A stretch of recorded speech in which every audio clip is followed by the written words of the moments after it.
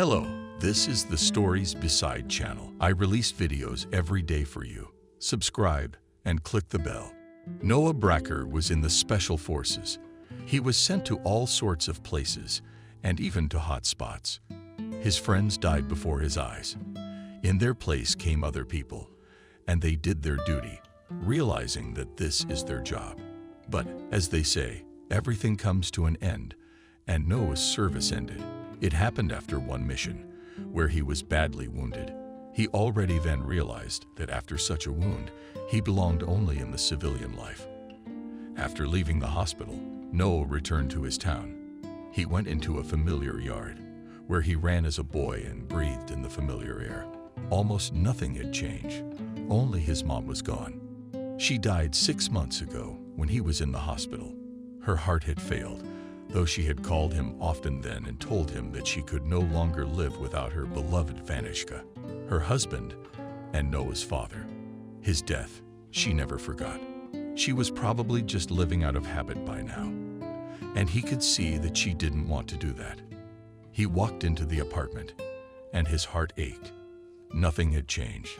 Mother didn't want to change anything here, and he wouldn't. What was the point of the memories? All he had left in his pocket now. Clutching his cell phone, he took it out and smiled. "Hey bro, from what I understand, you should be in town by now. What are we meeting tonight? Hey Liam, how good to hear from you. Come on, I'm not feeling so good. Oh, come on. Let's go to your parents' gravesite, and then we'll remember them at some restaurant. By the way, I have something serious to talk to you about. It's about your job. Okay, it's not a phone call. So get cleaned up, and I'll be there in half an hour." Noah took a shower, changed his clothes, and waited for his childhood friend. Liam was the only one who called him lately. He was the only one who talked to him. He had no other close friends. "Well, great." Liam hugged Noah and patted him on the shoulder. "You don't know how glad I am that you're finally back. I haven't realized it yet, whether I'm glad or not. Just now I was walking around the apartment, and I felt so bad. I wanted to see my mother so badly. I thought I'd make it, and then I got shot. Thank you for burying her. I'm so grateful." "Don't say that. Your mother was my own. I did the best I could. Let's go. You'll relax a little, and then you'll get used to it. We'll talk about the job. You just want to do something."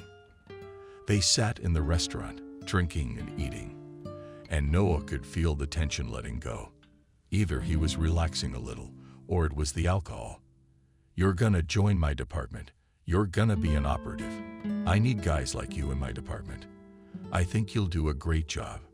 Remember when we wanted to be police officers together? Only you went to war, and I'm gonna be investigating cases. Yeah, I'm in gangs. It's basically the same war, just a little different." "Exactly. So I think you're gonna be like a fish out of water." "All right, I'm in.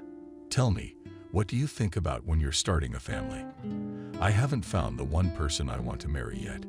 You know, nowadays women need a lot of money, and we don't get much. And then you're always working day and night. And what woman would like that? So I'm in no hurry. I still want to get married once and for all. Do you have anyone in mind?" "No one. There's no truth in the hospital. There was a nurse I liked, but she was married. I didn't get involved, although I think she didn't mind." They laughed and poured into empty glasses again. Noah returned home late at night. He did not let the word go, and they went to bed as in childhood. Who's going where? Liam used to stay at his house a lot. In the morning they had coffee, washed up, and went to work. "So you go to your boss first. Rick, is he expecting you? And then you come to my department. I'll show you around. It's a lot of work. We got a gang going on. They're stealing cars, changing everything so they can't get caught, and selling them. They're getting real good at it. They've got some kind of underground syndicate, and no leads. I'll let you read it when we get there. Maybe you'll notice something. My bosses are asking me, and we can't do anything. As soon as there's a clue, we go to the place we were told, and there's nothing there. Explain to me how they can turn things around so fast. Don't you think there's a mole in your department? Apparently, he's been bribed by the gangsters, so he's giving them all the information. Haven't you thought about that? Have you? Yeah, my operatives are the best, and they'll never do it. You're wrong. We were just talking yesterday about how you make very little money. And if someone has a beautiful girl, he's working hard for her. Believe me, right now he's not thinking about anything but her, and he thinks he's doing nothing wrong. You're gonna help me find this mole, if there is one in my department. After Noah had been to his superiors, Liam sat him down in his office and gave him some folders with photos. Look, here's who we're looking for. Here are the most dangerous, and here are the ones in the pipeline. Memorize them. Can you meet them on the street like this? How many cases like this have we had? They start to think they're unpunished and start showing up in restaurants and clubs. And our informants leak them to us. And another thing, I've been going through my staff files, and I've got some ideas. Let's see you later. Look, I'm gonna take care of some business. Then we'll go to the cafeteria for lunch and we'll talk. Noah studied the photos for an hour until finally Liam came into the office and said that he had enough for today. And now they're going to lunch. Listen, I've got two candidates. This is Sam and Jacob. Both young, both single. Jacob's been kind of mysterious lately. Guys make fun of him, joke about him. I never noticed. Do you think they could? You know, Liam, I think it could be anybody. Think about it. But why young? What if one of your cops has a sick mom or a wife? Maybe they need money urgently. You're not considering that. You have no idea. I mean these guys. You're saying it's hard for me. I can't even imagine the rest of them. Well, wait, maybe they're not from your department at all. Just pay attention right now. I know it's hard in your line of work. It's hard not to trust, but you're gonna have to take a risk here. You know, right now he's helping these thugs. And then what? Yeah, I get it. That's the thing. We have a constant battle with these werewolves. They just don't seem to be getting any smaller. I never thought they'd show up in my department. Think about it. How is that possible? I mean, all the guys I've worked with have been with me for years. I can't believe they'd do something like this. Come on, don't read it. Maybe really the people you're looking for have things so set up that they sometimes just feel like it's time for them to change their spots. Maybe there is no mole. Again, I'm telling you, we'll find out. After lunch, they went on another call. It's nothing serious, but Noah got to work with Jacob. He saw that the guy knows what he's doing.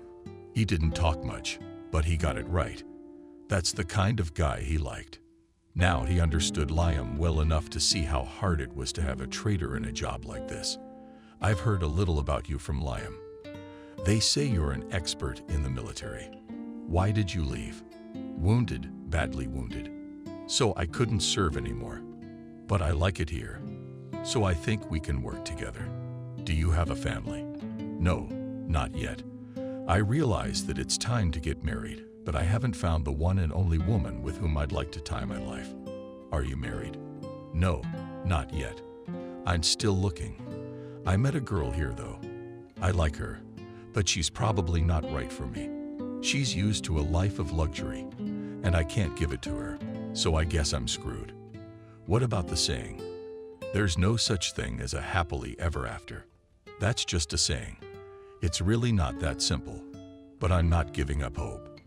After all, I'm an operative, and I think I can do it. Noah didn't jump to conclusions yet.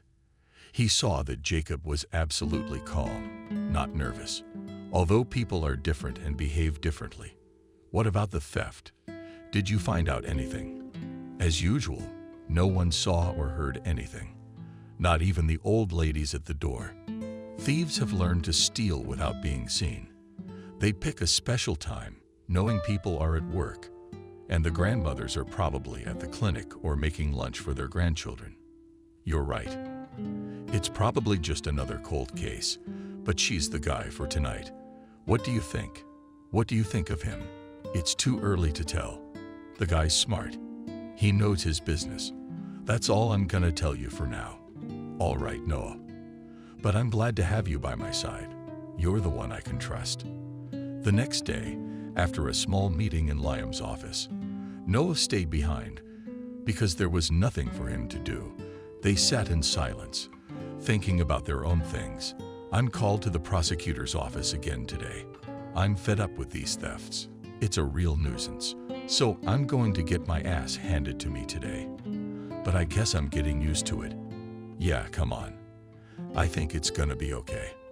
They know it's not that simple. They don't. They'd like to get this case solved as soon as possible. How are we supposed to do that? Nobody cares. All right, let me look at the case. Maybe there's something I can help you with. Okay. I'm just reading, but I gotta go. Can you stay in my office? Here's your key. But don't leave your office open. There wasn't a lot of information on the thefts. Noah was even a little disappointed, but he was interested in the fact that Mason's name was mentioned a lot. And if his memory served with this guy, he was familiar with him. Mason had served with him, then was also discharged due to injury. That was 5 years ago, and he could very well be wrong. Well, it was worth a visit to his battle buddy to check something out. He closed the office and drove to the address mentioned in the Mason file.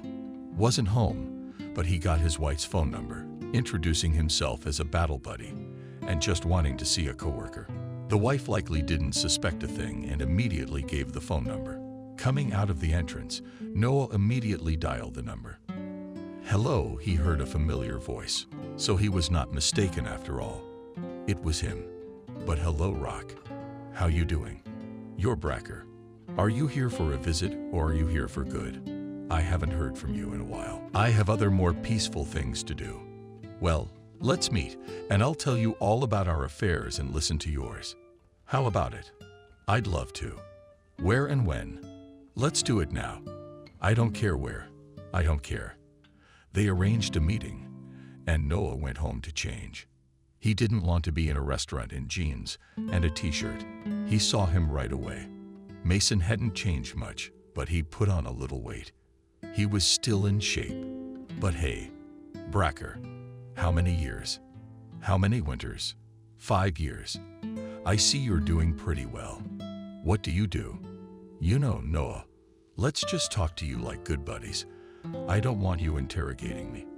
I already guessed you're working with your old buddy Liam. I'm right. Where'd you get that information? Yeah, I got people everywhere, and in your department too. I didn't expect it from you, to be honest. Look, I'm not gonna interrogate you here, but I gotta be honest. I'd like to ask you a couple questions. I know it's useless to ask you what you do. I don't have to tell you. You know me. If I want to know, I'll find out. But I'd like to know more about the informants on the case. Are you serious? Not a friend. That's not gonna work. You owe me? I forgot. Remember that time I pulled you out of the fire wounded? You told me you owed me one. Well, I would never ask you for anything. But here's a situation where you're gonna repay me by Salieri's informant. Sorry, well, I already know there's a mole in the department. You haven't changed, have you? Still as serious as ever. All right, let's have a drink. We'll talk. By the way, how did you get my phone number? Don't worry. After we talk, I'll delete it. Your wife gave it to me when I told her I was your battle buddy. Okay, I believe you. I just can't stand cops. You know, it's my business. You're not them yet. You're new, so I still believe you. I heard your mom died. My condolences. Let's drink to your parents. They talked for a long time. Mason told, though not in detail, what had happened to him when he came home from the wound, then told how he had met his wife and how he lived now, again skirting the subject of his activities. Noah did not insist. He realized that Mason would never tell him anything. They were on opposite sides of the barricade now. Well, I'll tell you about your snitch. He's in your department. By the way, he's the one who didn't tell me you were there. I knew right away who he was talking about. And when you called me today, everything fell into place. Don't be mad at me, Beggar. Everyone survives. The best they can. We all have our friends. I had mine. and you had yours. I get it. So you're gonna give me a name." Mason was silent for a moment, as if weighing whether or not he should do it. Then he waved his hand and said the name. Noah sat in Liam's office and watched him pacing back and forth nervously. But who would have thought it? Noah. He and I had been working together for a long time. I was sure it was one of the younger ones. How did he even agree to this? As far as I know, he's got nobody sick. Everybody's alive and well. He fell for the money. Not exactly. He's got a very good story involving a little girl. But I think you know what I'm talking about. That's what they say.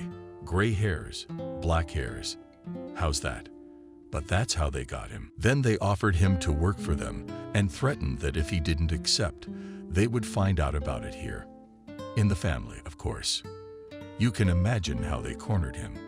So he said yes. Thank you. I think we can take this gang down now. I wouldn't be so sure. Mason's gonna make sure we don't find him. I know him well.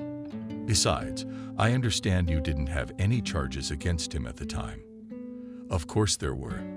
They're all front men. Nobody knows anything. No loose ends. It's clever. It's impossible to get to the bottom of. Well, thank you again. Now I'm gonna go talk to this mole of ours. Look him in the eye. Noah was swamped with work. Sometimes he didn't even have enough time to sleep even an hour, but he was used to such a regime. So he managed without difficulty. Even his words always surprised him, seeing him so awake. So there's nothing planned for Sunday. You and I have been invited to a birthday party. Remember my sister Miranda? She was a real nuisance back then, and my parents left her to me to watch her, and she followed us around. Anyway, it's her birthday. And you and I are invited. Miranda, of course I remember her. Married with 2 kids. Not like you and me walking around still single. I'll be honest, her friends will be. So brace yourself. She told me they have some new coworker at work, so she's coming over to set up a meet and greet. Maybe my little sister will marry us. Oh, come on, don't be a grump. How do you know? Maybe it really is our destiny with you. I, for one, want a family. I want kids. I get bored at home alone. Sometimes I just want to be a wolf. Imagine how you come home from work and there's a hot dinner waiting for you, with your family's eyes on the table and your kids by your side. You can't imagine how much I want kids. Yeah, Noah, I didn't realize you could be so romantic. It's settled then. We're going to my sister's for her birthday. Because, to be honest, I was wondering what I could think of to avoid going. Noah didn't understand why, but he wanted to relax a little, go to a party, meet a beautiful woman, dance with her. There was always one job. First the service, and now the police service. There was never enough time for everything else. Now such an opportunity had come up, and he decided not to turn it down. They arrived at Miranda's together. Liam's sister was unrecognizable, and from that skinny girl with 2 pigtails, a young, beautiful woman looked at him, in whom he hardly recognized his friend's sister. Noah, hi. I'm so glad you came along with your brother. To be honest, I was really afraid you wouldn't come. I've invited my brother so many times, and he always has some excuse, like he's got a ton of work to do or something. Well, why are you frozen at the threshold? Come into the room. Everything is ready, just waiting for you. The table was really full. They presented the gifts and sat down on the seats Miranda had shown them. Noah immediately saw a beautiful girl who was standing by the window. She looked at them with interest as Miranda began to introduce them all to each other. He remembered her name, Lisa. He himself didn't understand why or how he liked her so much. He'd had women, but at that moment he hadn't thought about family, relationships. Work didn't allow it. Now he wanted it for himself, to have a loving man around, to come home, and know that he would be waiting for him. Not a ringing silence, but a woman he loved who would meet him at the doorstep with a kiss. Noah also noticed that he was not the only one who liked Lisa. His friend Liam was looking at her with the same interest. But that's okay, they'll figure it out later. Let's see how she behaves first. The birthday party was a success. Noah hadn't had a vacation like this in a long time. Surrounded by ordinary people who knew nothing about the fighting, about blood, about casualties. Besides, he saw that Lisa favored him more than his friend, and he liked that very much. When the guests were leaving, Noah volunteered to escort Lisa out. She agreed. Liam took him aside and said, "I see you liked her. I'm very happy for you. I think you can manage on your own. I'll stay here tonight." It's been a long time since I've been to my sister's. They walked slowly along the sidewalk, and Lisa talked about her life, about graduating from high school, then going to college, studying. And now, finally, she had a normal job. She works in the architectural department, doing what she loves. Miranda and I met right away. She helped me to fit in. Although, to be honest, this is my third job. I quit my first job because the pay was so low. They used me as an errand girl, loaded me with work, and paid me pennies. I did not like it. I also quit my second job on my own. There my boss behaved inadequately, began to pester. And when I refused him, he began to insult me, saying that I am not a schoolgirl, but like a girl. But I left. But I was lucky to have a great job, and Miranda is my friend. How long have you known her? Since I was a kid. Her brother is a close friend of mine. We've been together since we were kids. When Miranda was very young, her parents often left her in the care of her older brother, so we had to take care of her. I remember now. It was silly, of course, but we were so angry. But we wanted to play war games, and there was a girl who was always in the way. "Lisa, how are things in your personal life?" Nothing. I had a boyfriend, then we broke up. Turns out he cheated on me with another woman a long time ago. She was smarter than I was. She called me herself and explained everything. And I didn't reprimand him. I just told him to go away. That's all. And you? Well, I mean, wife, kids. I've never been married, and I don't have any kids either.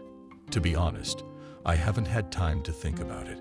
Hard work, which I liked very much, then I was wounded. And now police work. Here we are, Lisa said, stopping at the entrance. Actually, I don't live far from Miranda.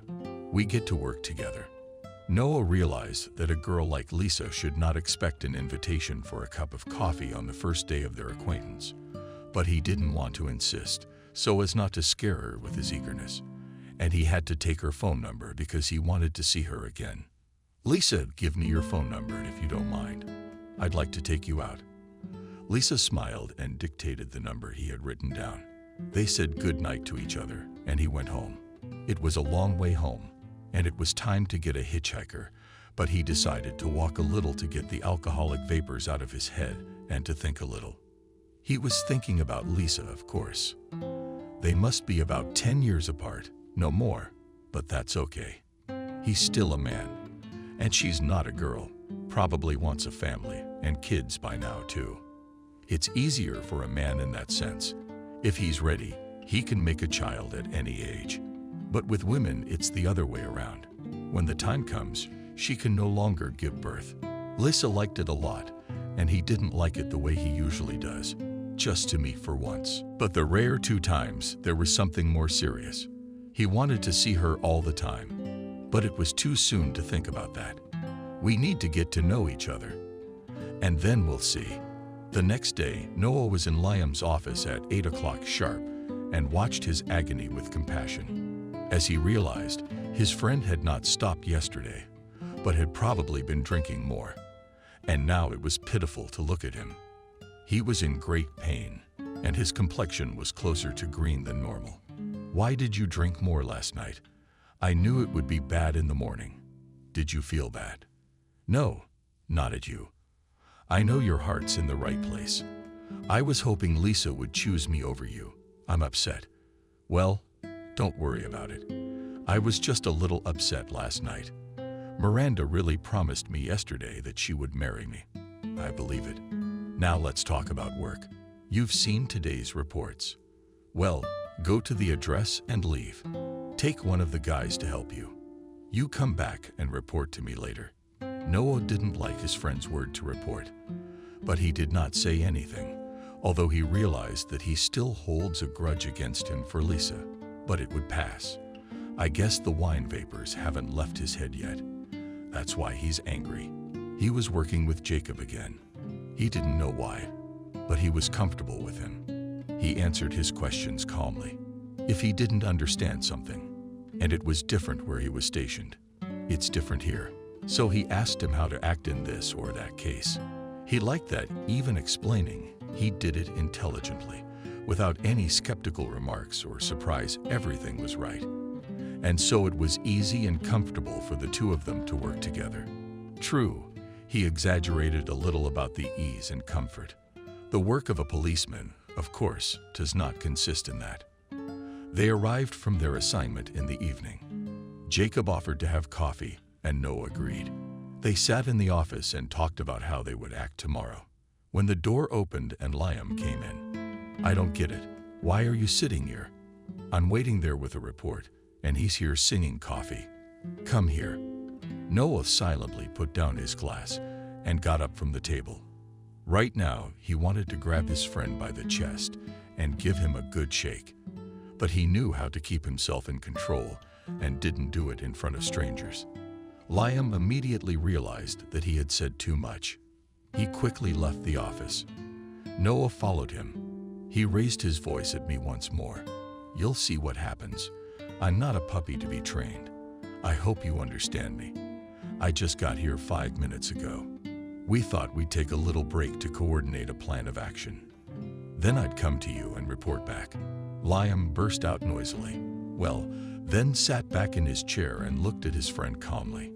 "I'm sorry, it's just that the bosses gave me a slap on the wrist again. So I snapped. Well, it won't happen again. Let's just forget it. I'm kind of freaking out about it myself, to be honest. I'm sorry." "All right, let's forget it." Noah sat down opposite Liam and told him how they had spent the day and what they had done. He listened without interrupting, only nodding his head occasionally. Then, when Noah finally finished, he decided to make a correction. "Okay, I got it. Then check their alibis tomorrow and get the phone records.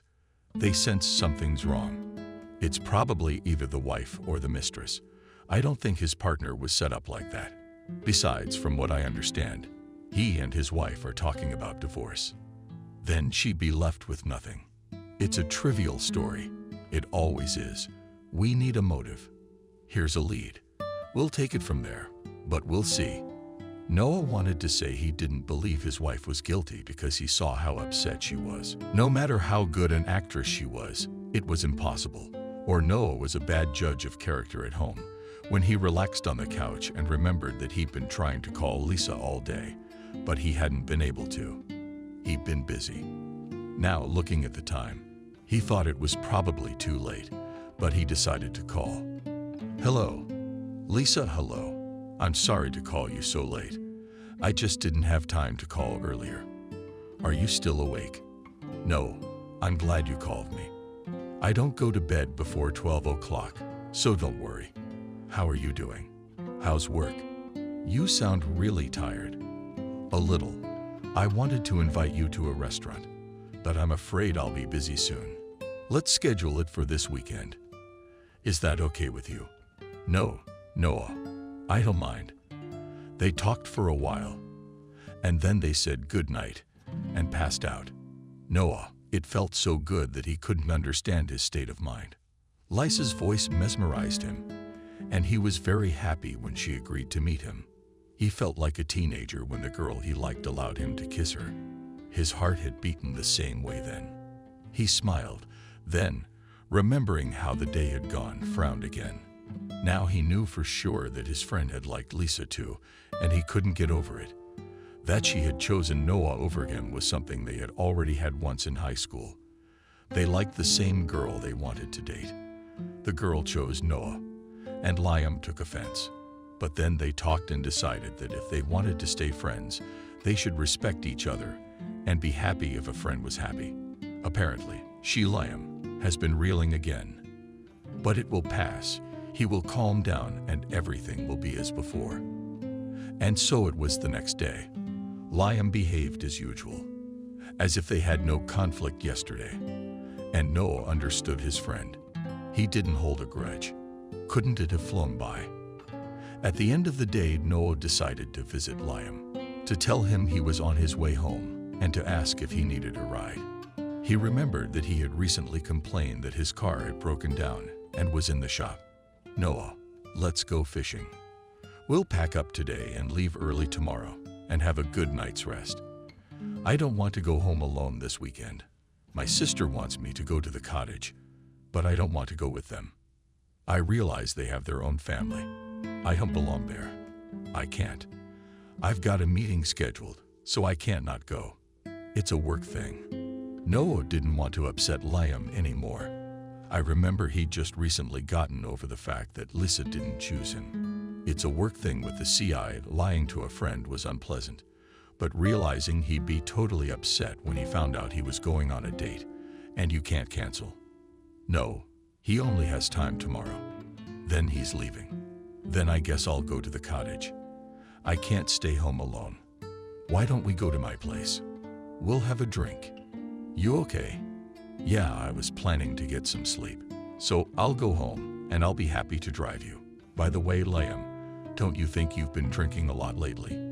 Yeah, it's just tiredness. Don't mind me.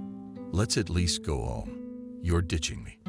My car won't be ready until next week, so I have to drive. How's that working out for you? The next day, Noah got up very late. The first thing he wanted to do was get some sleep. Then, when he finally got up and had some coffee, he decided to call Lisa to see if her plans had changed. She answered right away as if she had been expecting his call. His heart gave a little twinge when he thought she would cancel and say that she had some business to attend to and that they wouldn't be able to meet. He breathed a sigh of relief when he realized that he wasn't. She said it was all right and that it would be fine if he picked her up. It's just that, Noah, I'm afraid to go out in the evenings for some reason. Especially in a cab. You know what time it is. So I'd be glad if you'd pick me up yourself. After the conversation, he went about his usual household chores, although in fact, there was nothing to do. He was always in order. He'd gotten used to it over the years.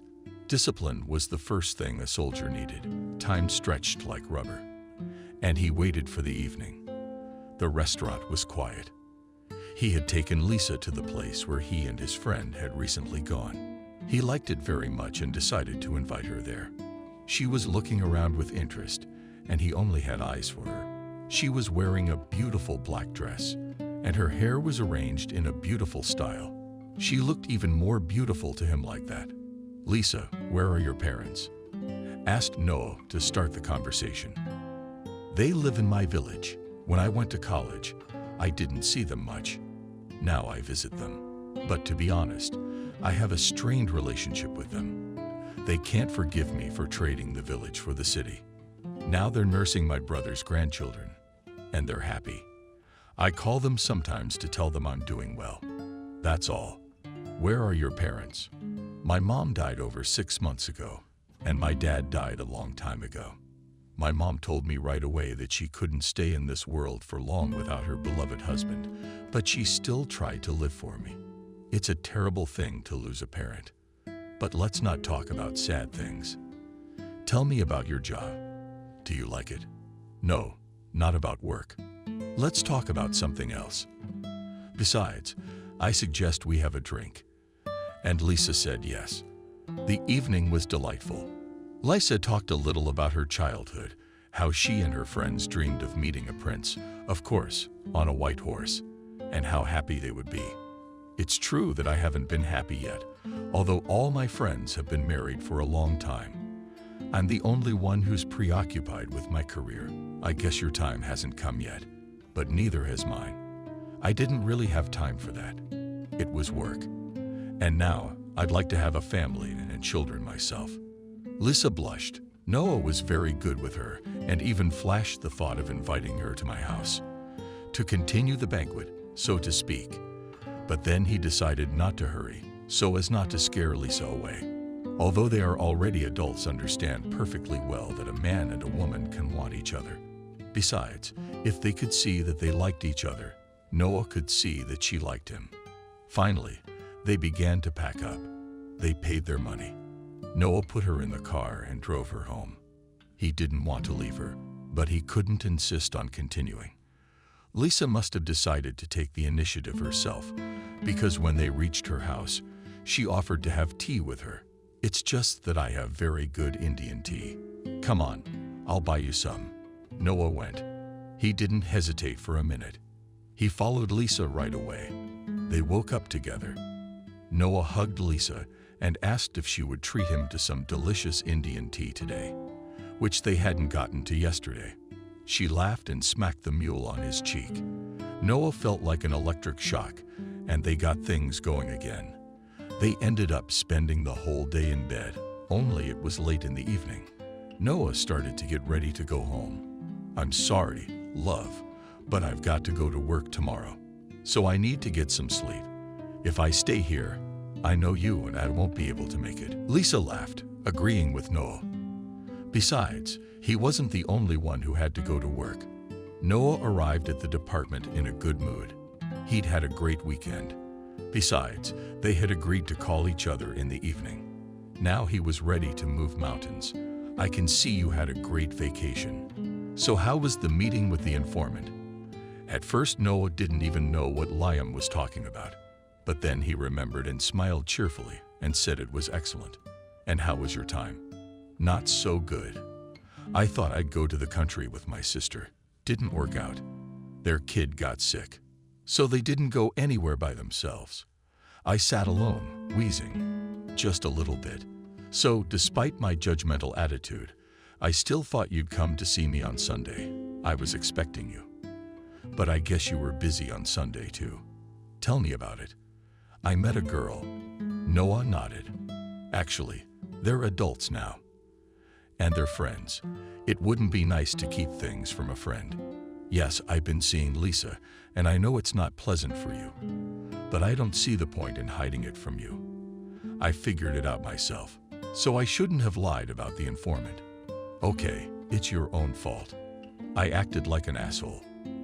You know, when I got so angry, I wondered what they see in you, and she ignores me. I think I'm a success with women when you're not around. So get married already, and then it'll be my turn." Noah was glad his friend didn't hold a grudge. Besides, it was like a stone had been lifted from his soul.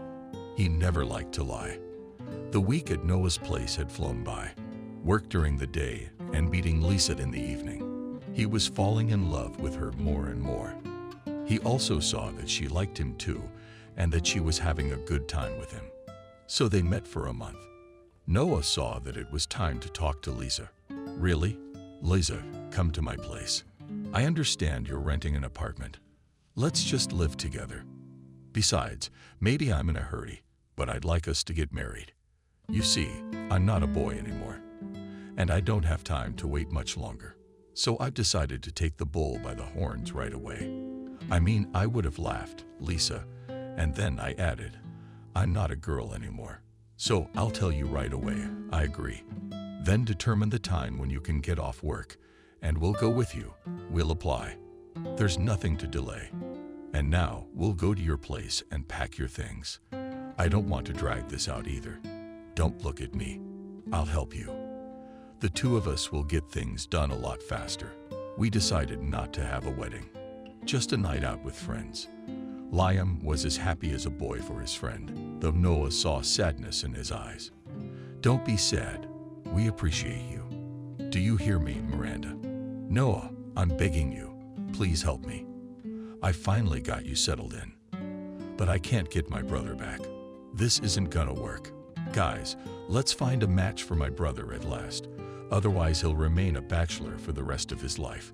The guests murmured, saying that it would be nice, and that soon Liam would be married too, and with a lot of children everyone was having fun. And soon Noah noticed that his friend was laughing more, and the sadness in his eyes was finally gone.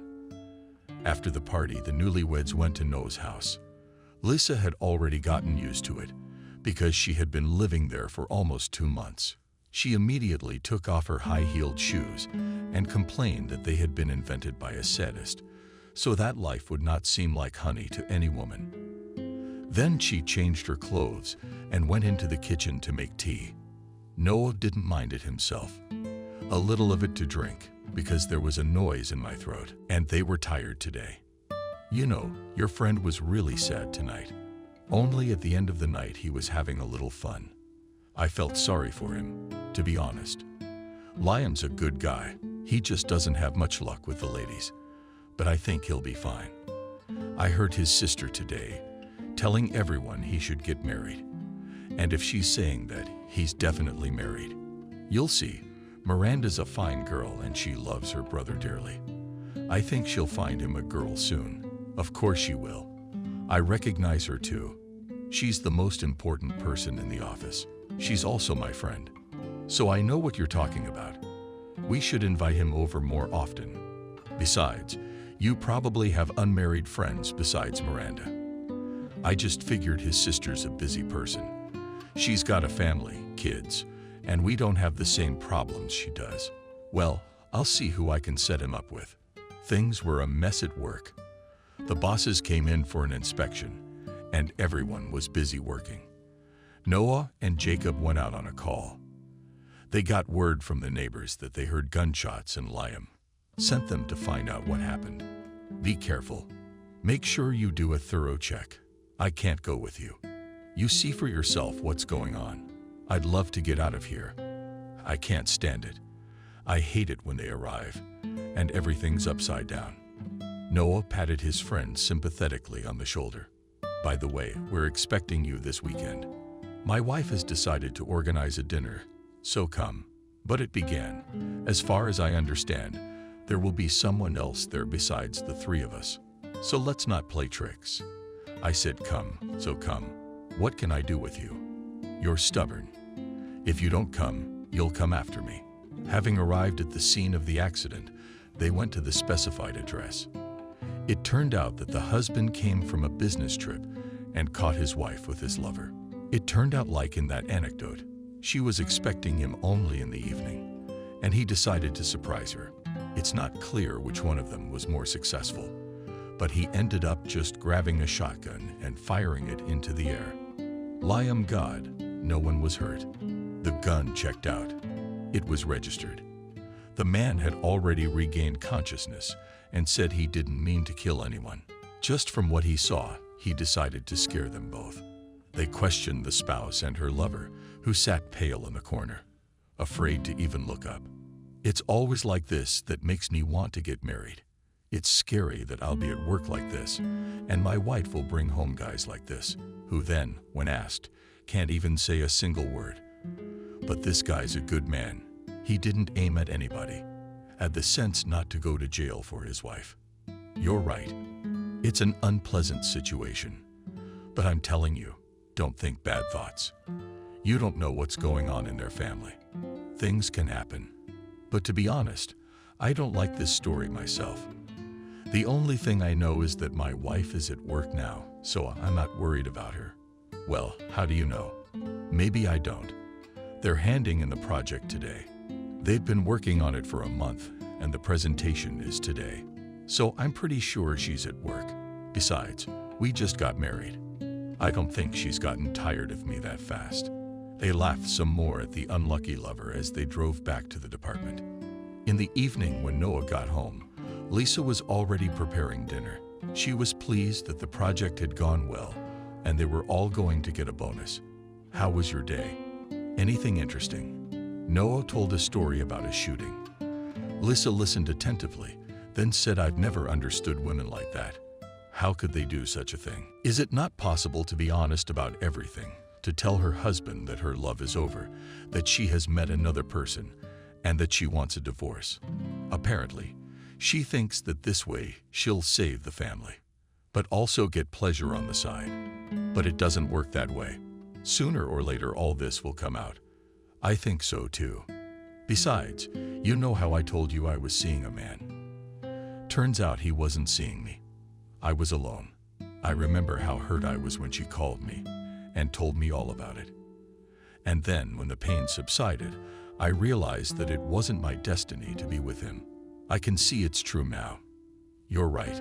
Life does surprise us sometimes. I guess it was time to call it a day. Her husband did. Let's just drop it, because, you know, it's a little uncomfortable. Hey, have you talked to Liam? He's coming over on Sunday. He will. I mean, he knew right away what we invited him for. And the light's coming too. That's what I told you about him. I think they'll like each other. Maybe they'll go out with each other like us. And then get married. She's a very cool girl, kind and sincere. Well, I hope she's pretty too, because you describe her like there's something wrong with her. You men are so hard to please. If she's pretty, it's bad, because she'll go out. And if she's not very pretty, that's bad too. You don't like it. How can you do that? What if she's just a good person? Or don't you want girls like that? But why are you so angry? I was just asking. Besides, to be honest, Liam and I have similar tastes. We've always liked the same kind of girls, except they always chose me. They never even looked at him. I see. Well, we'll see. Let's hope there's sympathy between them, and then we'll see. On Sunday, as soon as Noah saw Svetlana, he immediately realized that there would be no sympathy. It wasn't that Svetlana was ugly. It was just that there was nothing about her that Liam liked. She was very tall, thin, had a slightly long nose, exactly all the things his friend couldn't stand. He liked girls who were short, not too thin, and had a little nose. I think you're trying to scare my Liam. Believe me, if he doesn't run away as soon as he sees your entourage, it's a miracle. Well, what if he does like her? Okay, I just feel sorry for her. She's my age. She should get married too. But as you can see, it's just bad luck. I understand, but I can't help it. All right. It's too late to think. Let's get acquainted. And so it happened. Liam didn't even look at Sveta to save the evening. Lisa talked to Liam and Noah talked to Svetlana so she wouldn't be so lonely. Then Noah called a cab for Lisa's friend and went to take Liam home in his car. He hadn't had a drink today, so he could drive. I'm sorry about what happened. I just saw her and realized it wasn't gonna work out. Come on, there's nothing to be upset about. Honestly, I really enjoyed my time here. I had a great time tonight. But about Svetlana, you knew right away she wasn't my type. Well, I realized it right away too. To be honest, I didn't even want to talk to her. So thanks for helping me out. It's no big deal. Maybe next time it'll work out. When Noah got home, Lisa was doing the dishes. She was kind of brooding. And Noah thought it was because of her friend. Don't feel bad. It went so well, though. But it's not our fault we don't like girls like that, is it? You should have asked me first, what's Liam's taste? And I would have told you. Yeah, I'm fine. I just feel kind of tired. You know, I've been feeling sick for 3 days now. My head hurts all the time. I feel sleepy. If this keeps up, I'll probably go to the hospital, see what's wrong. Or maybe you shouldn't wait. Why don't I take you there tomorrow morning? You think I'll see you tomorrow morning? I'll probably call Miranda now. Let her know I'm gonna be a little late tomorrow. She'll cover for me. I can count on her. In the morning, as agreed, Noah took Lisa to the hospital. By the way, he also said he'd be a little late for work. What happened? Yeah, Lisa went to the hospital at the detention center. She didn't feel well. So I figured, why risk it? It's better to go straight to the hospital. You're doing the right thing. Keep in touch. Call me if you need anything. He waited impatiently for his wife. He didn't want to think bad thoughts, but time passed and she was still gone. All sorts of thoughts came into his head, but Noah tried his best. He could to think only of good things. But then the dark thoughts began to grind at him again. They say that if everything was fine, then she would feel normal. So it must be something serious, so she must be sick. But finally she appeared in the doorway. He looked at her anxiously, trying to read something in her face, but then he was relieved to see her smiling. He said as she came up to him, "I've been worried sick. We're having a baby." At first he froze, not quite sure what she was talking about. Then he grabbed her in his arms from around him. "Oh my God, what a blessing. But you're fine, because the doctor told you it's a condition that happens in the first few months of pregnancy. I'm fine, so don't worry. Now take me to work. I'm already late enough as it is." It's gonna be embarrassing in front of Miranda. Maybe you shouldn't be embarrassed. Maybe you should take a sick day. Maybe you should just quit already. Noah, don't panic. I'm not sick, so you don't have to worry about me. I'm fine. Noah couldn't calm down. He kept looking at his wife as he drove her to work. Happiness overwhelmed him at last. Soon, they would have a child. It didn't matter if it was a boy or a girl. He wanted a girl more, of course, and he didn't know why. I guess he'd always wanted a little sister, but his parents didn't want any more children. He remembered his mom was in poor health, but as it turned out, it wasn't just his mom. Daddy had gone before her. First thing he did when he got to work was go into Liam's office. "What happened with Lisa?" "It's okay. It's fine. We're having a baby." While Liam was digesting, Noah poured himself a glass of water and drank it down. "So you're having a baby soon." "Liam, I'm going to be a father soon. Friend, this needs to be celebrated immediately. Let's go out tonight. I promise we won't be gone long." Okay. But just for a little while. I don't want to worry Lisa, you know. She can't be here right now. I have to be there for her. Well, just let her know we won't be long. Yeah. Besides, I don't think she'll have time for you right now. You know, in her condition, she'd rather sleep than think. What are you doing home so late from work? You don't say. She's gotten so moody. It's hormones, I guess. But I'll warn her. They talked some more, and then they went about their work. Noah sat in his office because he'd been neglecting paperwork lately. Of course, he liked the work of an operative very much, but all this paperwork pissed him off. In the evening, Liam came to see him so that he could finally go somewhere, as they had agreed. "I've been watching here all day. You're sitting here today, telling me you've saved up some paper. I have, but I don't have much left. I'm gonna check out some more stuff. I told you the first day, don't put it off. It's better to do it all at once. You're not the only one, though. I've had all my operatives kicked out of here for not following their cases on time. What if there's an inspection or a commission? Don't you realize it's me who's gonna get caught first, not you? That's not nagging. It won't happen again. I'm not used to it, but that's okay. I realize today I'm not gonna do it again. All right, let's go, or you'll be standing over my head like this." They sat in a cozy cafe and remembered their childhood. "Do you remember when we were boys? My dad used to get very angry with me when I stayed overnight at your place. I remember he always told me that I didn't have a house of my own, that I was staying with friends. And at that moment, it seemed to me that they didn't need me, that they loved my little sister more than me. And your family was always so nice. Your mom made such good pies. I even wanted them to adopt me. I like your family because you're not alone, because you have a little sister. I remember telling my parents to find me a little brother or sister. I'll talk to Lisa. I don't think she'd mind having another baby later. You wait. Don't rush into it. Let her bear it for a while.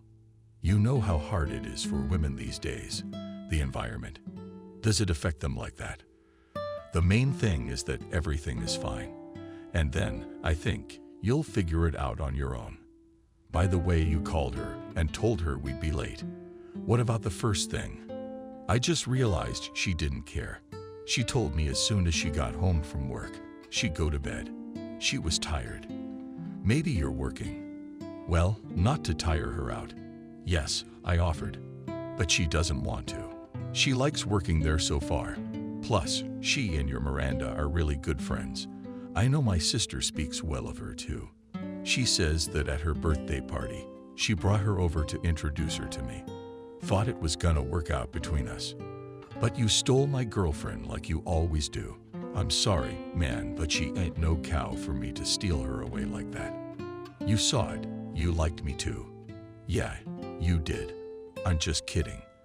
All right, let's have another drink. And then we'll go home to bed. I'm tired. I have been lately. I'm thinking about taking a vacation and going somewhere. That's a good idea. It's a good idea. But who's gonna let me go? You see, there's a lot of unsolved cases. Stats are down. We got the end of the quarter coming up. So my boss is gonna have me on my ass in no time. You gotta dream sometimes. It makes me feel bad. Noah understood his friend. At such an age as theirs, he had long wanted some stability, and most importantly, a family, a favorite wife and children. He was lucky, but not off the bench yet. Lisa's pregnancy went more or less smoothly. She didn't have any splinters, like smelling paint or anything else. She didn't even want to eat fruit. Said she didn't want to eat sweets anymore. She ate tomatoes for vegetables. Noah was worried about her still working like that. He didn't like it. He was afraid she would get stressed out there and it would affect the baby. Don't worry, it's not long now and I'll be on maternity leave soon. I'll stay home and wait for you. I don't know what you can do all day at home. I do everything on the weekends in a couple hours, all my own stuff. And that's what you think you're doing now.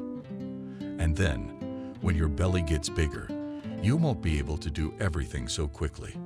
Noah understood Lisa. It's hard for a woman in that position. True, he had become alarmed by her attitude toward him. It was as if she was estranged from him. When he'd come home from work and try to kiss her, she'd shy away. Annoyed, and he never approached her again after that.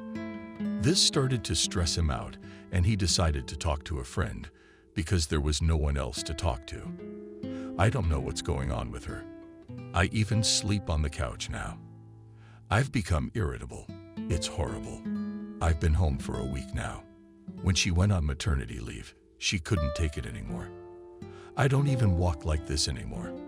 Oh, come on. She's just had a rough last few months. That's what's so annoying. You'll see, she'll have the baby and it'll all blow over. Yeah, I can't wait, because it's getting unbearable.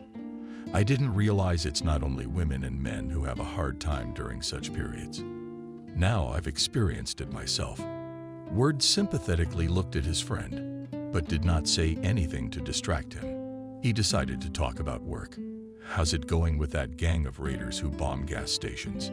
Sneaky guys trying to stay off the security cameras. Apparently, they do a lot of due diligence before they go in. Although you can see they're all young, athletic, but smart. I've asked Jacob to scrutinize all the footage. I think that's how we'll find someone. You know, in our job, any little thing can help us. So you go and see, and you heal yourself. But you can help Jacob too. Can you imagine how much he has to review? I have to go away. They're calling me back into the office. So I'm gonna have to take care of all of you. Don't let me down, guys. Make sure you find a lead. Noah nodded and left. All day long he and Jacob stared at the screen, trying to figure something out. Nothing. Gas stations. 1 million cars of people. It's almost impossible to figure out which one is the culprit. Maybe we look at the ones who show up here more than once. But look, this guy was here yesterday, early morning, then shows up the next day and later in the evening. And what Jacob? He could be a cab driver. And the gas station is convenient for him. Maybe it's close to home. Maybe the price is a little cheaper. No, we need to look at this together, not separately. This person has to show up once, but at different gas stations. Only again, they're smart. And it's possible they're sending different people out each time, but at least one of them has to show up twice. And they did find him.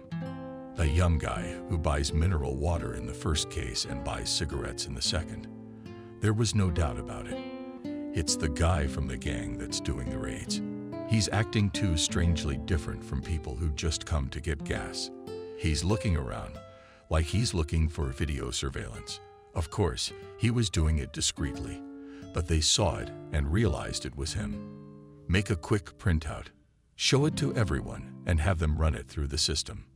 Maybe he's been in our neighborhood before. Add it. I think we found them. Noah rushed out of the office and ran into Liam, who was in high spirits.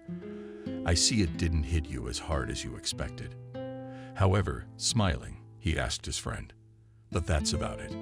Listen, I think we found them. It's too early to tell, but I think we're on the trail. Noah came home, but he didn't approach Lisa, just greeted her and went to wash his hands. But his wife surprised him today. She came up to him and gave him a hug and gave Mill a peck on the cheek. I'm sorry, darling. It's just that lately I've been unbearable. You know, home alone all day. I guess I'm just nervous. What's different today? Oh, nothing much. I just talked to Miranda on the phone. She explained to me that these things happen and that the main thing is to be patient. So that's why I apologize to you. Come on, I understand. It's just sometimes it's weird to see you like this. I'm used to you and me being together. Now it's like you're pulling away from me. I'm gonna have to be patient a little longer. You see, once I have the baby, things will change. I'm looking forward to that too. Noah was at work when the phone rang. Lisa said she was having contractions and needed to be taken to the hospital. Noah didn't say anything to anyone because time was of the essence. He rushed to get his wife himself. He helped her into the car, put her bag in the trunk, and they rushed to the hospital. He saw how badly his wife was feeling. He tried to keep his eyes on the road and mentally begged himself to pull himself together. Everything would be all right. Now he would bring her to the hospital and everything would be fine. He returned to work when he was sure his wife had been placed in a room and a doctor was watching her. His hands were still shaking and he realized he couldn't work yet. He didn't want to think about anything else. All he could think about was his wife. So I didn't understand why you're so chilly. Peta told you, by the way. I see you're working together. Where have you been all this time? Then Liam, looking at his friend, asked Lisa right away. I took her to the maternity hospital. I can't think about anything else but making sure everything's okay. Let's go to my office. Why didn't you tell me? Are you serious? You think that's all I was thinking about? Okay, I'm sorry, but you know I'm worried about you too. Come on in. I'll make you some coffee. It'll calm you down. You know, you need to work on your head. You're distracted. If you worry so much, you're not helping anyone. You're right. Get your coffee. I'm gonna go. Where'd he go, by the way? I mean, he went on a burglary, said it wasn't his first time. There's been, like, 5 of them, but not in our neighborhood. The similarity is that in all 5 cases, people saw a truck and 3 guys. They look like jocks. All right. Go door to door, ask around. Maybe we can put together a sketch. Maybe we'll get lucky. Somebody remembered the license plate number. Although they're always fake in these cases, Noah, had a coffee and ran to the address Liam gave him. Work really helped. He forgot a little and didn't notice how the day flew by. Already when he was about to go to his wife's hospital to see how she was doing, he got a call that his wife was fine and had given birth to a beautiful, healthy baby girl. They also told him to come back tomorrow because his wife was resting now anyway. Noah drove home and smiled. They have a daughter, a baby girl. They will have her as beautiful as Mom and let her character be better than Mom's. And then we'll see. Maybe they'll wait a little longer and Lisa will give him another son. It would be great if they had a daughter and a son. When he got home, Noah called his friend, but his phone was busy. He waited half an hour, but the phone was still busy. He wondered who his friend could be talking to for so long and decided that he had a girlfriend. Though if he did, he'd probably tell them. He probably wouldn't be sure about her yet. That's why he didn't say anything. Liam called him back. Saw you called me a couple times. Something came up. But of course you can congratulate me. I had a daughter, but that's it. I'm coming to you. You can't be left alone like this, so we'll celebrate together. Liam arrived half an hour after the call in a package he'd brought with him. The glass rattled suspiciously, and Noah realized that their night would drag on tonight. In the morning, they woke up both with heavy heads. Noah went to the kitchen, cursing himself for drinking so much last night. At least he'd gotten some sleep, because if he knew himself, he'd be up all night thinking about Lisa and his daughter. He made coffee, poured 2 cups, and went to the bathroom to clean himself up. When he came out, he saw Liam, who was already finishing his coffee. I understood correctly that this cup was meant for me. That's right. Go wash up, and let's go to work. I'll have to call a cab. I'm not driving like this today. Yeah, you and I had a great time. It's so appropriate for such an occasion. Call Lisa, tell her we'll be there today, and ask her if she needs anything. A week later, Lisa was discharged, and Noah brought them home. For him, the week had gone by fast, because in addition to his work, he and Liam had set up the baby's room. He personally put little Kelly in her crib. He couldn't stop looking at the baby, seeing how pretty she was. Lisa, she looks just like you, I think. Just as pretty. How can you see what she looks like? She's just a little girl. And then the doctor said she might even change her eye color. Noah thought Lisa said it with a kind of irritation. He looked at his wife, but she turned away and left the room. Noah thought that she was probably just tired and that she needed some rest. He decided that he would go to bed next to the baby so that his wife would get some sleep at night. When did he suggest this to her? She didn't say anything to him, just turned and went into the bedroom.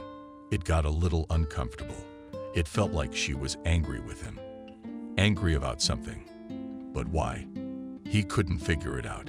He wanted to go ask her because he hated the whole understatement thing. But then he changed his mind and decided that he would talk to her tomorrow morning. He went into the kitchen and saw his wife sitting by the window drinking water. Noah did not ask to make him coffee. He decided to do everything himself. He glanced at his wife, who did not pay any attention to him. Lisa, why don't you tell me what's going on? Or do I have to guess again where I've gone wrong and what I've done wrong? Lisa flinched, turned her head, and then looked away again. It's okay. It's just that I'm probably not feeling well. That's right, I guess. Or do you really not want to say hello? You just tell me, and I'll help you any way I can. You want me to take some time off, take a vacation, and stay with you for a while. When she heard that, it was like she was scared. No, I'll be fine on my own. And most likely, after childbirth, depression will pass.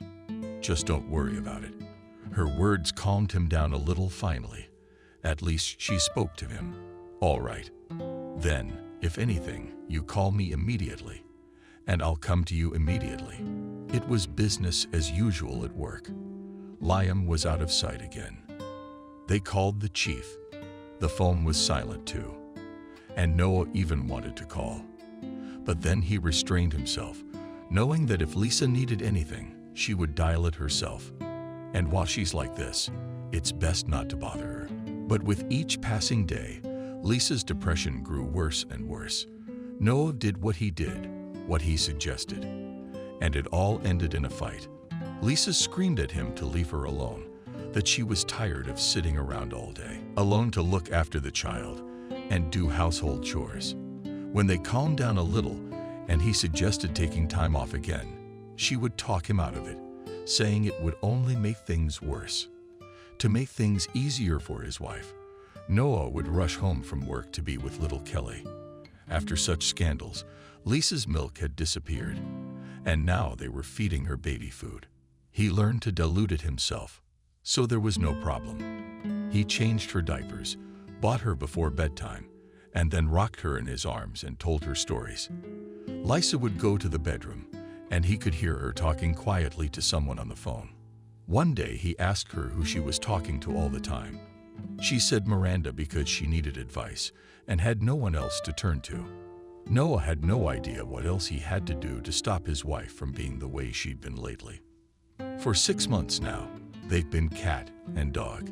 He was so tired of it that he decided to invite a friend over to sit down and talk. He hadn't seen much of Liam lately. He just needed to talk. What happened again? Lisa's a mess. She came home from the hospital, and she's not herself. I don't know what to do. Maybe you can tell me what I should do. Should I send her on vacation with the baby? Let her rest somewhere. Or better yet, let her go by herself, and I'll stay with the baby. What do you think? Listen, talk to her, and I'll give you some time off. Let her go to the sea for a week. It's nice there now. I think it could work. Yeah, it'll work. Don't worry about it. She's been under a lot of pressure, I guess, all at once. So she's looking for someone to take it out on. She'll get some rest. She'll get her head together, and things will work out. When Noah got home, he called Lisa into the kitchen to tell her what he and Liam had just discussed. Lisa, why don't you go to the sea for a week and get a tan? I think you'll feel better. Lisa's eyes glistened with excitement. Are you serious now? I can go to the sea. What about your daughter? I'll take some time off to babysit. You can see I'm doing a great job with her, so you can rest easy in front of my eyes. Lisa switched. She was just flying around the apartment, didn't know what to take. She was looking for a suitcase, and she was so excited that Noah even admired her. He hadn't seen his wife like this in a long time. He was glad that she was finally happy again. 3 days later, he sent his wife to the sea and returned home to his little daughter. With her at that moment was a neighbor, whom he asked to babysit while he was away. You're not afraid to let your wife go to the sea alone, no?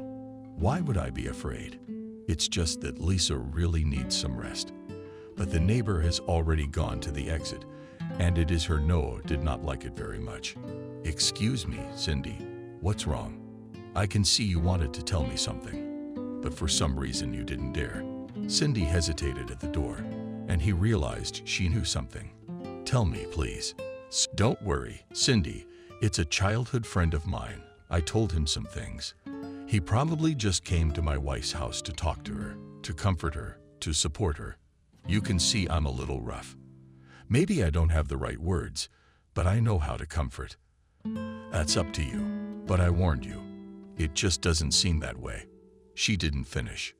She just turned and walked away. Noah thought about what she said. No, it can't be like that. Not Liam. And Lisa was indifferent to him. She kept telling him she'd never look at him. It's just the neighbor's imagination. So she's just making things up. Women are like that. If a man comes to a married woman, there's something wrong. Then again, why didn't Liam say anything? Probably just didn't want to upset his friend. He saw that things were bad enough as it was, and he couldn't help. Once again, having thought about it, Noah came to the conclusion that it was nothing serious, and his closest people would never betray him. On the third day, Jacob arrived at Noah's house. Hi, Noah. When are you coming back to work? I can't do without you. Our bosses have gone missing. We can't get through. It's crazy. Who do you mean? Yeah, your friend hasn't been at work for 3 days. We've been calling him, and he won't pick up. He must have warned his boss, because he's walking around calm. And David is the boss, as always. When Liam's away, he's the only one who doesn't know anything. There were no orders. Maybe you know what's going on. Noah shook his head. Then he picked up his phone and started dialing Liam's number. Maybe it's not trying, but it's turned off on him. I don't understand how this is even possible. How is your wife resting, by the way? What does she say? I talked to her last night. She says everything is fine. She's swimming, sunbathing, eating fruit with some girls. I met her. They're going out on the town together. Even went to the movies recently. I'm happy for her. Let her have a vacation. But I'm worried about Liam. I don't understand. He's never done this before if he's not feeling well. He never turns his phone off. Do you happen to know if he's seeing someone? I had that thought the other day. I think he probably decided to take a vacation with her, so he disconnected his phone. But it's weird that he didn't tell me. We've always shared everything with him before. But this time, He just didn't say anything. Maybe he just met a married woman and doesn't want us to know about it. Noah remembered the conversation with his neighbor and felt uneasy. Something inside him tingled, which made him feel uncomfortable, but he thought again that his friend would never do that to him. What are you thinking about? You think I'm right? I don't know, to be honest. Maybe you are. Well, he'll show up soon enough. You'll see. Then we'll ask him where he's been for so long and why he's been missing. Noah was rocking Kelly in his arms because his little bee was still awake. She took in his arms, trying to play with his ear, touching his nose, and patting something affectionately to him. Sleep, Kelly. Sleep, my girl. Mommy is coming tomorrow. You must miss her very much. If you don't sleep, she's gonna babysit you, and Daddy will go back to work and talk to his friend. Because you can't just disappear for a week without telling your friends. Kelly finally fell asleep, and he put her in her crib and went into the kitchen. Noah put the kettle on. Suddenly, the doorbell rang. He went to open it and saw Liam on the doorstep. He stood there happy, tanned, as if he'd been to the sea. Come in, missing soul. Where have you been? Let me ask you. You know, I got bored. I just packed up and went to the dacha. I went fishing with local men and drank moonshine in the evenings, but I had a good rest. You know, I was so tired lately that I decided to drop everything and leave. I also turned off my cell phone so no one would bother me. I didn't say anything to you. I figured you wouldn't have time for me right now. You've got a little baby on your hands. And then Noah realized that Liam was lying to him. He didn't believe a word he said. And he didn't like that either. He decided to pretend to believe every word he said, but he decided that he would personally follow both his wife and Liam. If those two dared to deceive him, they'd be sorry. They'll be very sorry because they can't do that. He understands. Things happen in life, and he told Lisa that they're not immune to feelings. And he asked her that if she fell in love with another man, she should tell him right away, not go behind his back. That's exactly the kind of thing he wouldn't forgive her for. Come into the kitchen and have tea with me. I've just put the kettle on. Listen, where's the fish? I remember that you always brought me your catch before. And now what? Spared it for an old friend. They ate it all. You won't believe me. Fish was the only thing we ate, you know. We had to have something to eat, so we ate it. I see. But the main thing is that you had a rest, because the guys from the department lost you. Even came to see me. We've been working on it. Even came to the conclusion that you have a woman. And not just any woman, but apparently a married woman. That you are hiding her so carefully from us by saying these words. Noah stared at Liam, but he didn't let on. But Noah noticed his friend's hands trembling. Couldn't it be? It couldn't be possible. But everything pointed to the fact that Noah was right. All right, Liam, you go get some rest. You have to work early tomorrow. I'm tired. Besides, I gotta pick up my wife from the airport. She's coming back tomorrow. So, you're going to work soon too? Yes, I am. We'll see each other more often now. I guess. Liam must have felt that Noah had changed towards him, but he didn't say anything. They didn't need words, because each of them realized that a wall had grown between them. Lisa walked towards Noah, smiling happily. He smiled too, though it was hard for him to do so. Yesterday, after Liam had left, he had sat down and thought it over, remembering what had been going on between them lately. He didn't like it all that much. It looked like they were cheating on him, but he didn't want to believe it. He decided that he wouldn't say anything until he was sure with his own eyes. Hello, Noah. How good to see you. How's Kelly? She's fine. We're going home now. You'll see for yourself. You don't look so happy, do you? Maybe I'm not happy my wife's finally home. Are you happy to be home? Or are you going to be depressed again after a few days? I know you're tired after all this time. That's not true. Needed a rest after giving birth to a young daughter. I'm all alone all the time. That's what made me feel bad. Noah didn't say anything. Inside him, everything was racing, but he ordered himself to calm down after he brought Lisa home. He went to work himself. He didn't feel like sitting at home with his wife. Although just a few days ago, he had been looking forward to her and thought that as soon as she arrived, they would have time to spend together. Now he didn't feel like doing anything anymore. These days, he just went deep into his work to distract himself a little and not to think about what was upsetting him so much. He was starting to get the hang of it, and it was starting to seem like he was just making it up. He was relieved, and Liam was doing everything he could to make them friends again, just like before. That day he came in from a call and went to Liam's office to tell them what had happened. Well, and to wait for instructions, because he and Jacob didn't know how to approach the case. His office was closed, and the desk clerk said he'd been gone for half an hour. Noah thought he would go home too and check his suspicions. If he didn't find Liam, then he was just making it up. He drove up to the house, looked around for his friend, and felt good. So he was making it up. He was starting to get jealous. It's all one thing on top of another. He just hugged his wife, apologized, and kissed his daughter. He walked into the apartment and got cold. Liam's sneakers were on the floor, though there was hope that they were just sitting in the kitchen drinking tea. But the house was quiet, so he quietly made his way into the room and headed for their bedroom. What he saw was a shock to him. Noah sat beside his daughter's crib, thinking about what he should do next.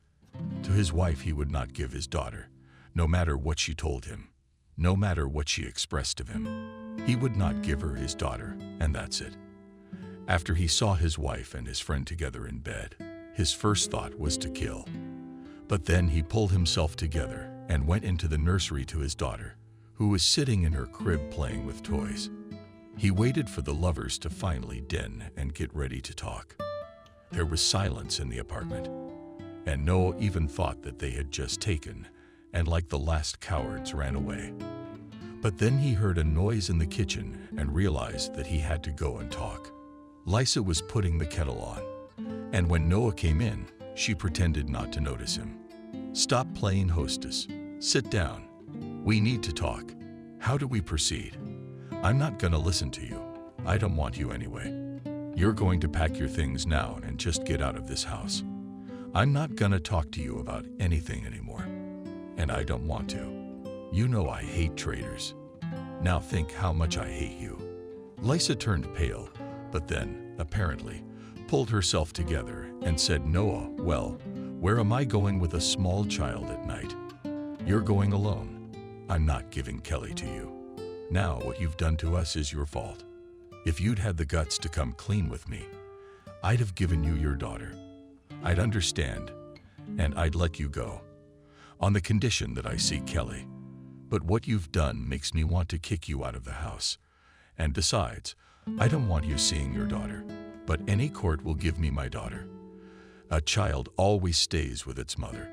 Not in your case. If you don't listen to me, I'll destroy you. Don't forget where I used to work. I can do a lot of things. I'll make sure no one even knows it's me. So if you want to live, you'd better go alone to your lover and live on your own. Are you going to give him another baby? I think you've probably talked to him about it, but leave me alone. And tell your lover that if he starts helping you take my daughter away from me, he'll suffer the same fate as you." Lisa tried to object, but Noah raised his eyes to her and she fell silent. "I don't get it. Why are you still here? I told you to get out of this house. You're not staying here another minute. You got it." Lisa snapped out of her seat, and he heard her open the closet and begin to quickly put things in her suitcase. Noah got up, went to the baby's room, closed the door behind him, and sat down beside his daughter's crib. His soul was aching in his heart too. Just yesterday he had both a wife and a friend, and now he had no one. Everyone had betrayed him, both stabbed in the back. Well, he'll get out of it. He's seen worse in his life, and he'll raise a daughter who'll love her father, and he'll be proud of her. Kelly came in from school, tossed her backpack, and disappeared into the bathroom. Noah sighed. Apparently there was trouble at school again. He then immediately realized that he would not give his bullet to a regular school, but to a grammar school. True, it cost him money, but he didn't worry about his pension, which was immediately credited to him. When he resigned after the wounding, it was not bad, and they had enough to live on. They still had some savings. But then, of course, he had to look for work. He left the police as soon as he divorced his wife. He realized he couldn't work anymore. Eventually, he got a job at the same gymnasium, and the janitors were paid quite well there. And there wasn't much work. True, his daughter was dissatisfied, saying that her classmates would tease her that her father worked as a simple janitor. But he then answered her that there was nothing wrong with it. It would be worse if her father was lying drunk outside this very gymnasium. If she used to tell their father when she was in trouble at school, she stopped now. It was Lisa who was to blame after all, for meeting with her daughter and telling her her story. He roughly understood what she had told her, but Kelly didn't say anything, and he didn't bother to ask. He'd seen the ex-wife himself recently. She had tried to talk to him. He left the house to go to work. She came up to him, probably waiting for him. "Hey, Noah, can I talk to you for a second?" Noah didn't want to talk to her. What was I talking about? About the past. So she destroyed everything, even the good memories. And I'm sorry, I didn't mean to hurt you back then. It just happened. I was afraid to tell you, I guess. Lisa, why are you telling me this now? I don't care what you wanted or didn't want. You live your life, so live it. You and I had an agreement.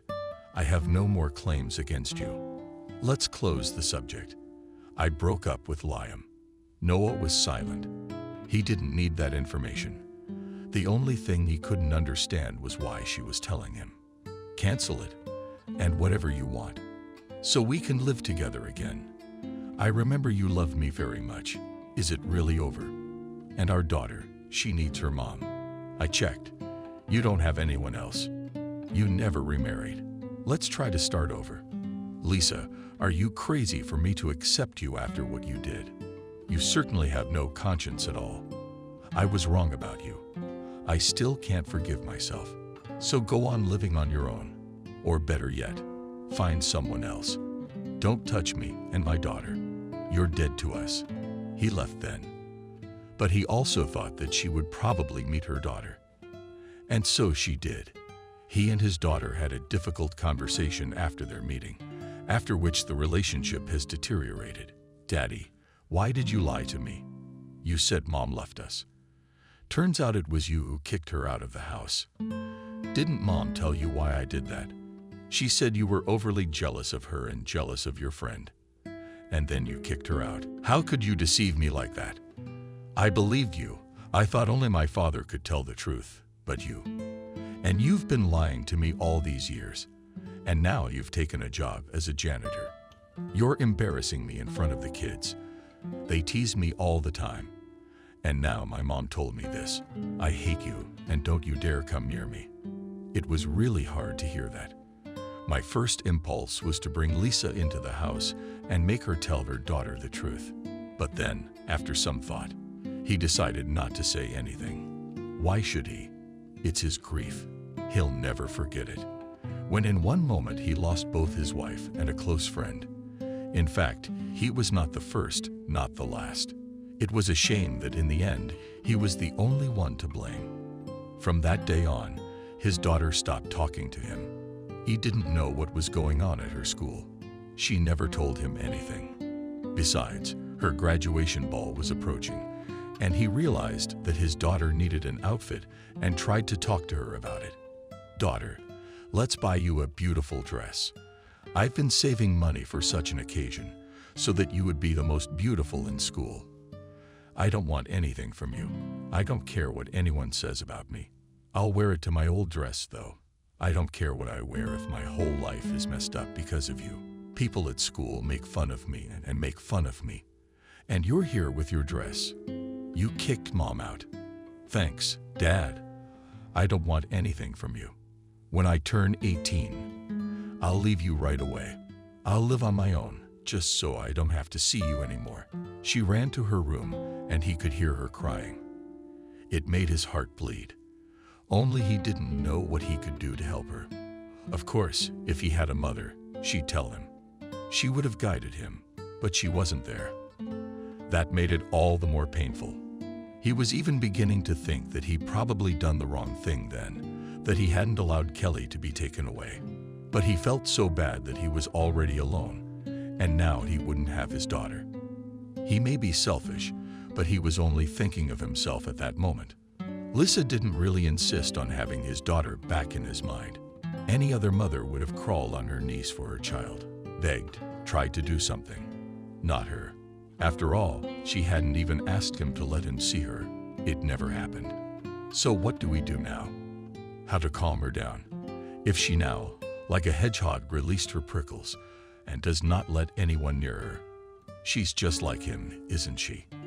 That's exactly how he defended himself back then. Except she's small.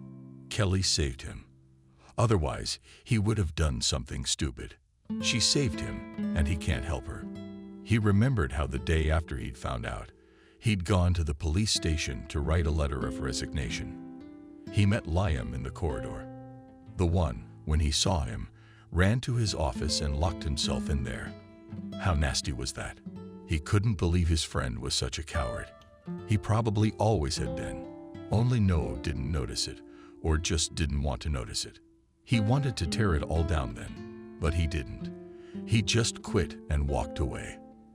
And then, just like his daughter now, he cried for her little crib. Only he's an adult, and his daughter is still a child. She doesn't understand a lot of things, and that's why it seems to her that everyone is an enemy. Graduation finally came. Kelly looked at herself in the mirror and decided that she would wear her old dress. She only had one, though. Her father had bought it for her once, and she told him not to do it again. A gaudy dress that she never actually wore. She herself preferred to wear more jeans and shorts. It was much more comfortable that way. Most likely from being raised by her father. Had her mom been there, things would most likely have been different. Remembering her mom made Kelly sad again. She texted her that there would be a graduation, but her mother said she wasn't coming. She had something to do. It made the table even sadder. She didn't understand her mom. She always said she loved her, that she always wanted to be there for her. But the weird thing is, after that conversation, they never saw each other again. Sometimes Kelly texted or called her, but the conversations were always brief, and her mother never responded to texts. And then there was her relationship with her father. She has said so many mean things to him, but she thinks he deserves it. He'd been walking around like he was in the water the last few days, but she didn't feel sorry for him. Since he'd done such a bad thing to her mom, let him suffer now. As she walked out of the driveway, she ran into her neighbor and Aunt Cindy. "What? It's graduation today. What do you want from your dad? Didn't he buy you a nice dress?" "I don't want anything from him. Why are we fighting like this? What happened? Tell me."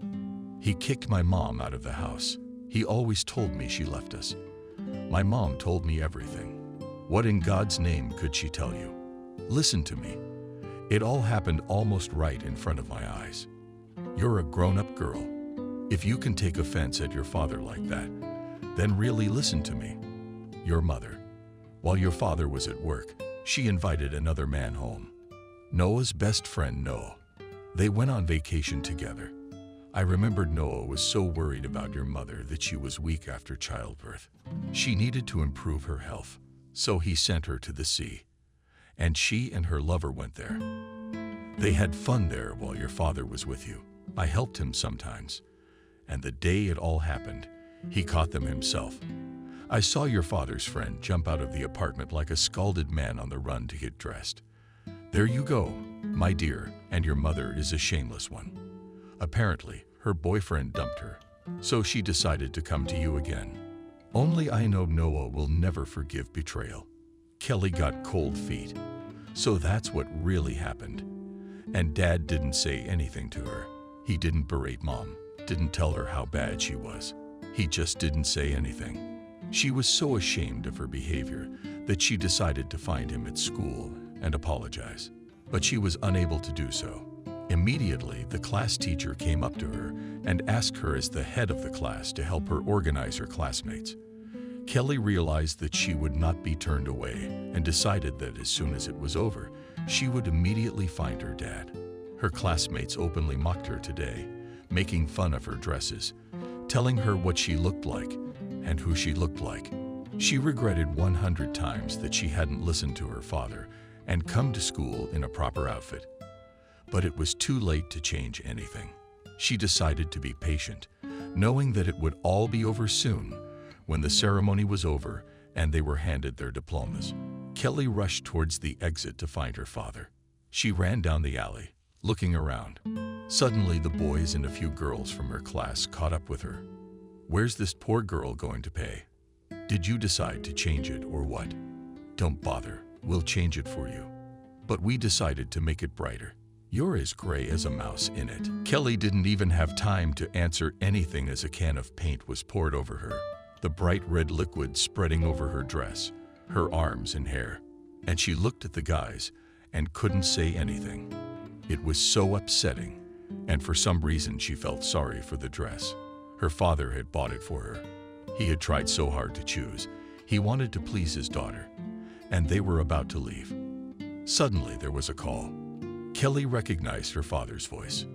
"Your advocate. His Majesty the janitor is here." "Shut your mouth, boy. You're talking to an officer, by the way. So one more word, son. I got you. And I can't hear you." Son nodded, looking with all his eyes at the janitor, who at the moment was not a janitor at all, but an officer who had glimpses of the will of an award on his chest. "You know what I tell you, when you get out of here, you're going to meet real life. Believe me, it's going to be very bad for you there, because people like you and your kind are not liked. And I'll add this, I know that there are more good guys out there and that they can't stand guys like you. I used to be like that myself, so I know what I'm talking about." The boys scattered, and the father came to his daughter and tried to hug her. "I'm sorry, daughter. I just wanted to get here early. It's your graduation. But it just got a little out of hand. And here we are. I'll think of something. Let's go home. I'll help you quickly. Dad, please forgive me for everything. I'm sorry. You didn't talk to me much at all. I hardly know anything about you. Let's not be silent anymore. Let's always tell each other the whole truth." Noah nodded and pulled his daughter close to him, completely oblivious to the fact that he too was now covered in paint. "Daddy, they ruined your dress. To be honest, that's the only thing I felt bad about. It's okay. Let's go shopping with you tomorrow. I'll buy you anything you want." "I want to, Daddy. And now you and I will go home, and you and I will sit in the kitchen and pour ourselves some tea and talk. I'll tell you everything, and you tell me everything." Noah nodded, hugged his daughter, and they walked to the car.